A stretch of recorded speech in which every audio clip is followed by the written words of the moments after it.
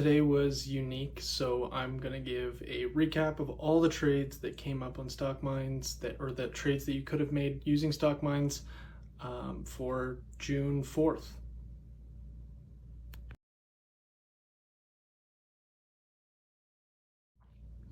Okay, so there were three main tickers that came up on Stockminds: MLGO, ANNX, and CORZ. Initially, what I generally do is come around 9 o'clock, I'll post in the Discord what is currently coming up on Stockminds. So at 9 o'clock, where I posted this one, MLGO had a high probability of moving up at the open, ANNX was a low probability leaning towards a move up at the open, CORZ had insufficient data. And as I always mention, all of the stocks that come up on the Stockminds premium page have a high likelihood of moving up at least 10% from the market open. So then come market open, what we ended up having was ANNX, still a low probability, didn't have a lot of data. Ideally, you want this number to be above 50 so that the trade is in your favor. MLGO didn't have enough data for a solid prediction. CORZ didn't have enough data for a solid prediction. So ANNX was the only one that had suggested trades on this page. Now it was leaning towards a move up at the open. So this probability down here was higher than the probability of it moving down at the open. So it's more likely to follow this movement. So then if we look at the suggested trade, because it's more likely to follow this one, we want to take this trade here, the open up entry and exit prices. So buy it at the open, stop loss 584, those are your profits. So if you're looking at what ended up happening on ANNX, we would have bought it right here at 603, it hit profit 1, and then it didn't quite hit profit 2, it was off by 1 cent. So it would have hit profit 1, you raise your stop up to break even on the remaining shares, and then it comes down, breaks even on the rest. But then because it only hit profit 1, Stockminds suggests that, or the way that the AI is designed is that it's not quite following one or the other until it hits profit 2 or 3. So because it only hit profit 1, you could still trade it as if it's the alternative trade. So you had a small profit on that one, and then it came down to, it was predicted to come down to 586. And it came below that. Usually there's an error bound, but obviously it did not have a lot of data. But then it's saying that once it comes down to there, you enter on the way back up at that price, 594. So you would have entered right around here, and then your stop loss is 586. And then it would have hit profit 644, you would have hit profit 1, and then 693, you would have hit profit 2, and then it would have stopped out on break even on the remaining shares if you did not raise your stop up to profit 1 or higher, or use a trailing stop. So you would have had a 0.87% gain on the first trade, 6.27% on the second trade, hitting 2 of the profit prices. Now, there was also MLGO. So initially, MLGO was a high probability leaning towards a move up at the open, but it changed in that 30 minutes before the market open, to not having enough data. Based on the way that it was moving, what information the AI had, it no longer had a solid prediction. But it did provide this nice little candlestick prediction. So if we're looking at the little candlestick chart down here, why is this not loading? There we go. Then it's saying that from the market open, it'll dip down to a potential low of 433, but it could be as high as like 473, around there, and then it'll spike up, hold a bit, spike up even more. And if we look at what MLGO did, it had a dip down to 466, so right within that little predicted range there, and then it spiked up way higher than that $6 high. So if you're using how it's predicted to move on this little candlestick chart, you would have profited very easily, which a lot of members did. I'll get to that though. So that was another potential trade you could have made, is using the little prediction that was given. Now, as I mentioned earlier, all three of these had a high likelihood of at least moving up 10% from the market open. So in this case, if you had bought at the open, limit order to sell for a 10% profit, then you could have set your stop at around a 10%, or used this prediction here where it's predicted to move down to around between 460 and 408, and then move back up to around 630 to 598 or around there. So you could have used those and taken a trade, 10% profit. You would have maybe risked, if you just bought it right at the open, risked a little bit more, but you could have bought after that little dip down that it's saying it's predicted to do. CORZ, you could have done the same. So CORZ didn't have any data, but it has a high likelihood of moving up at least 10%. So it did move up 10%. And if you bought it right at the open, you would have had a risk of around 4%. So you would have had a risk return of around 2. So that was another trade that you could have made using the Stockminds data or the Stockminds information. These three tickers, high likelihood of moving up at least 10%. ANNX actually provided entry and exit prices. MLGO actually had a predicted move with candlesticks and with this more simpler graph. But then there were other trades. So on the trades page, which I clicked here, this last one, we had a bunch that came up.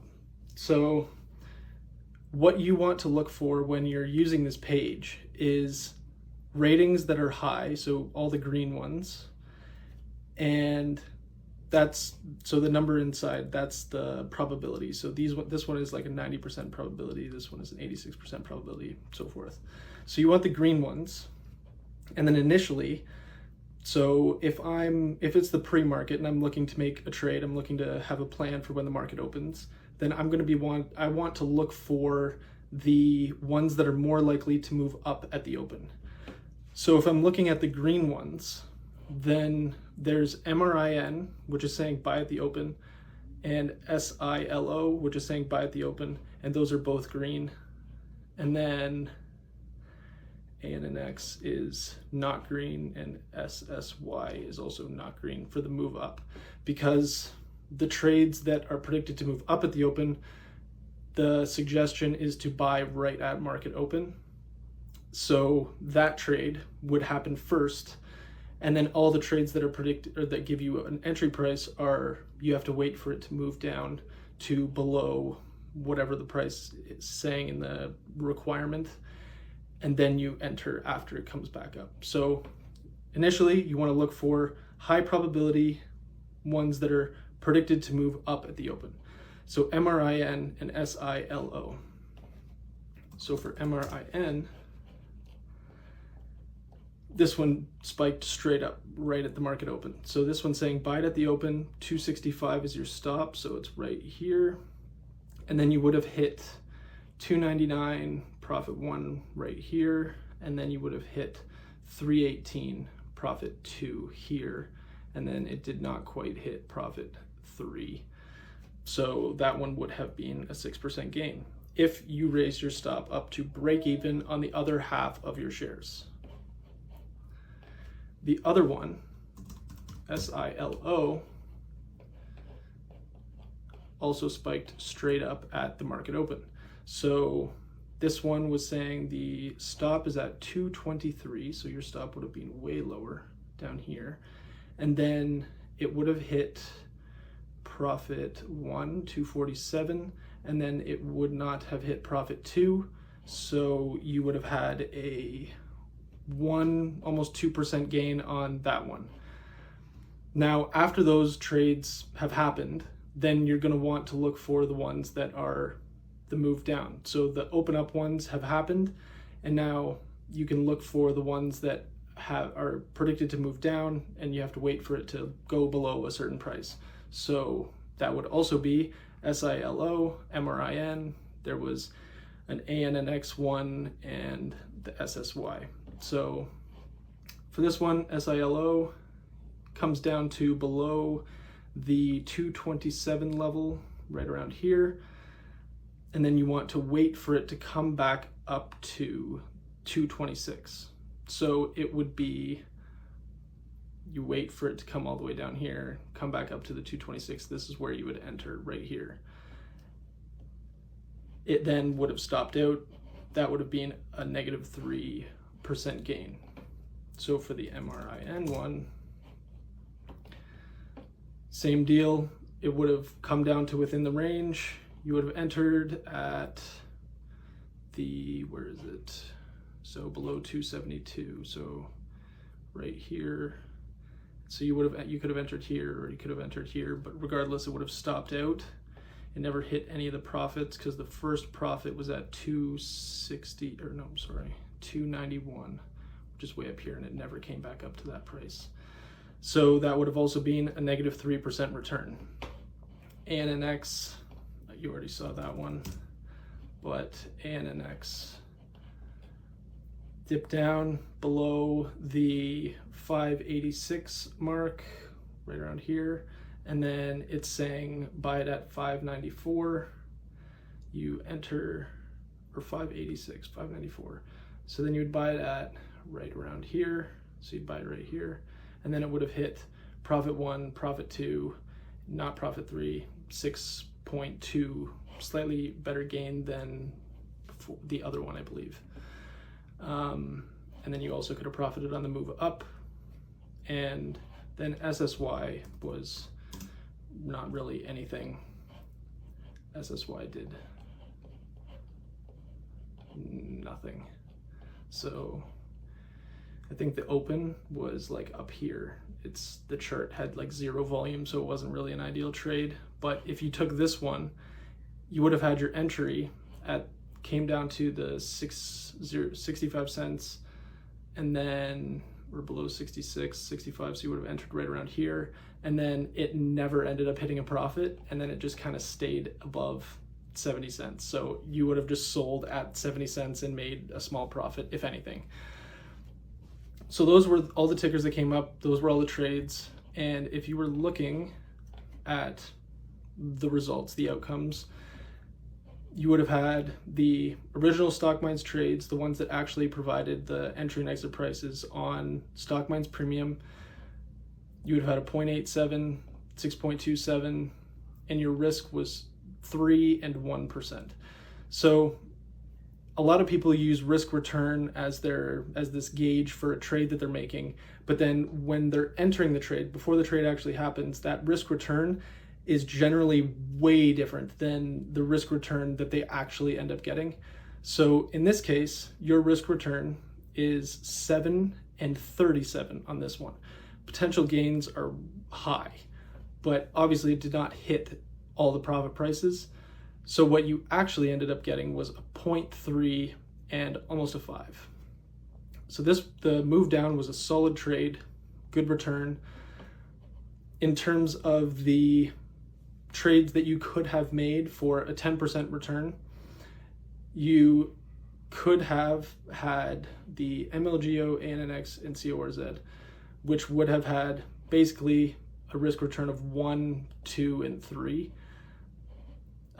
But all 3 would have been profitable. Now those trades are slightly more advanced than if you were to make a trade that is given, the exact numbers are given to you. These ones require you to gauge based on the predicted movements, where you should put your stop. I know some members will use a 5% stop for the 10% gain. Some members will use just a 1-to-1. They'll use a 10%, 10%. Some members will use a 1%. They'll lose a lot more trades, but then the ones that they do gain, you could have 10 losing trades in a row and then still break even. In terms of the other trades that I suggested earlier, the MLGO one, where you're looking at the candlestick chart or you're looking at the predicted movement, such as this one right here. So this predicted movement down to 435, or this one where it's predicted to dip down and then jump back up. That one was another one that you could have made, and a lot of members actually made that exact trade and profited way more because it moved way higher than expected. But that one, again, was a high risk, high reward scenario. And then in terms of the trades that came up on the trades page, those ones, they had a 13, 17, 18 risk return value, which obviously was not the case. Two of them were losers, and one of them was a winner, gave like a 2, not even close to the 18. And that was because it didn't even hit the stop. It didn't hit a profit or the stop, and you just would have sold at the end of the day. But then for the ones that were predicted to move up, you would have had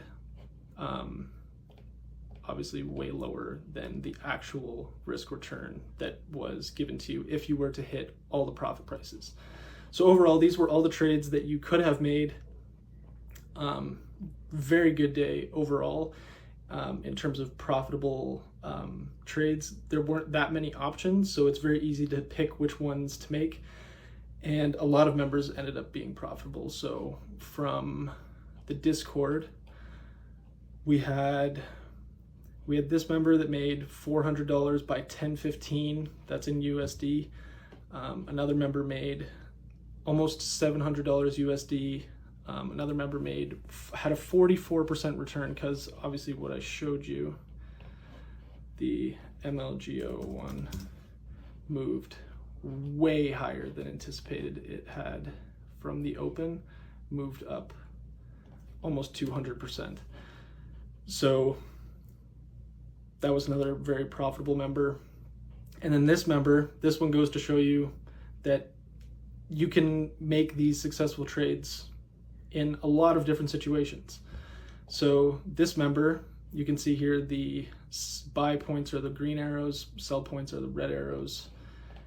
These were the exact trades, but he made a 13% return, almost a 13% return by like 10 a.m., 9:40. So it was actually just 10 minutes on MRIN, and he had under a $400 account. So you don't need that much money to start, and these small gains, even though he made $28, the 13%, that grows your account very quickly. Your wins can very easily compound. And that one was the highest probability one that was predicted to move up at the open, one of the top trades that came up on the trades page, and it was very profitable. MRIN, in case you did not know, was the one that spiked up right away. And there were a few that just missed profit 2 or profit 3 by like 1 cent. So that was actually a 30% move. So this member made way higher than what the Stockminds AI would have made, because Stockminds AI does not use, the returns here do not use trailing stops. They do not raise their stop up to profit 1 or profit 2 or whatever the case may be. It's just break even on the remaining shares if none of the other profits hit. So yeah, that was all the trades for today. Hopefully that gives you an idea of the different ways that you could use Stockminds. There's a lot of information that is given to you. So you could just use the very simple trades that are given to you, exact numbers, and use those and be profitable. You do more advanced trades where you're using the candlestick prediction, the predicted movements, and then you could take these trades as well. There's lots of different opportunities that you could trade on Stockminds. So yeah, hope that video or this video was helpful.